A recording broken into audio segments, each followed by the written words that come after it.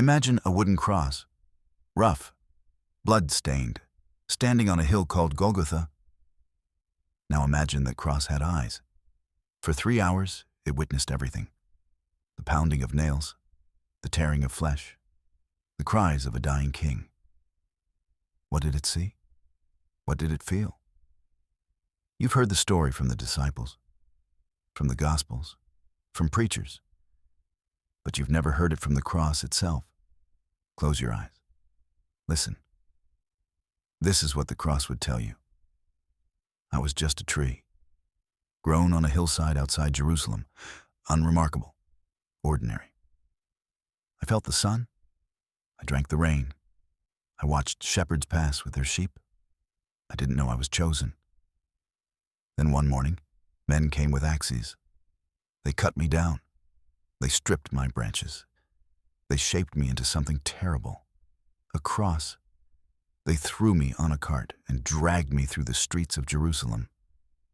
People spat as I passed, not at me, at what I represented, death. But I didn't know. I was about to hold the Creator. Then I saw him. His back was torn open. His face was swollen. Blood dripped from a crown of thorns pressed into his scalp. He could barely walk. But his eyes were peaceful, like he knew something no one else knew. They laid him on top of me. I felt his weight, a man barely alive. Then the hammer came, the first nail, through his wrist.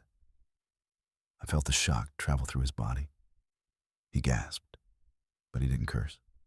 The second nail, the third nail, through both feet. Then they lifted me up, dropped me into the hole in the ground, and I stood there. Holding the Son of God, I expected curses, I expected anger. Instead, he whispered, "Father, forgive them. They don't know what they're doing." Forgive? After this? I didn't understand. Then darkness came, not night, something deeper. The sun disappeared at noon. The earth trembled. Even I, the cross, felt the ground shake beneath me. And Jesus cried out, my God, why have you forsaken me?" I had held criminals before. They screamed in rage. They cursed their killers. But this man cried out to his Father. I realized something in that moment. This wasn't just a man dying. This was God feeling separation from God. For the first time. And for the last time. Then he said, "I thirst." They offered him sour wine on a sponge. He drank. And then he whispered 4 words that made the earth shake again. "It is finished." Not "I'm finished," but "it is finished." The debt, the sin, the separation, done. Then he bowed his head and gave up his spirit. I thought it was over. They took his body down from me. Gently, a man named Joseph wrapped him in linen and laid him in a tomb. I stood empty for 3 days. The soldiers guarded the tomb. The priests celebrated. The disciples hid. But on the 3rd day, the ground shook again. Not an earthquake, something else, something alive. I heard the stone roll away. I saw the guards fall like dead men, and then I saw him, walking, wounded hands, wounded feet, but alive. He looked at me, the cross that held him, and he smiled. Then he walked past me, out of the tomb, out of death, forever. So here's what I, and the cross, want you to know.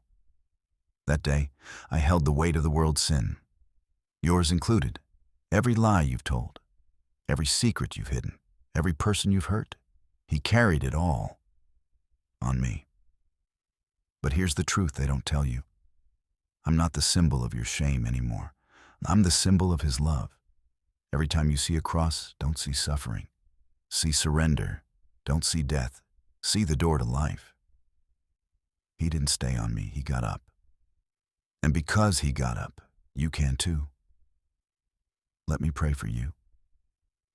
Jesus, thank you for staying on the cross when you could have called 10,000 angels. Thank you for finishing what we could never finish. Today, help everyone listening to stop seeing the cross as a reminder of guilt and start seeing it as proof of love. Let them know it is finished. Their shame, their fear, their past, finished in your name, Jesus. Amen. If this touched you, share it with someone who needs to see the cross differently today. God bless you.